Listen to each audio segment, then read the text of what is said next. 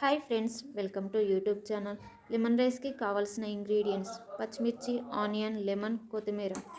ముందుగా gas on చేసుకొని కడాయి వేడెక్కాక అందులో 2 టేబుల్ స్పూన్ ఆయిల్ వేడయ్యాక 1 స్పూన్ వేరుశనగపప్పు, స్పూన్ పల్లీలు దోరగా వేగాక 2 టేబుల్ స్పూన్ మినప్పప్పు,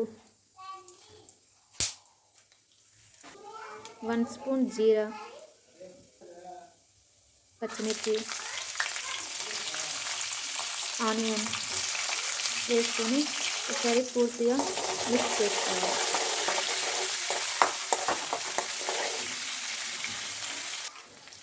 పచ్చిమిర్చి, ఆనియన్ దూరగా ఫ్రై అయ్యాక 1/2 స్పూన్ పసుపు వేసుకొని ఒకసారి పూర్తిగా కలిసేలా మిక్స్ చేసుకోవాలి.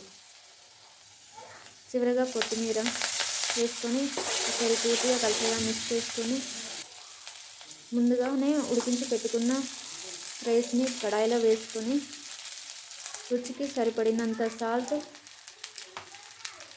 ముందుగానే పిండి పెట్టుకున్న లెమన్ జ్యూస్ వేసుకొని పూర్తిగా కలిసేలా ఒకసారి మిక్స్ చేసుకోవాలి.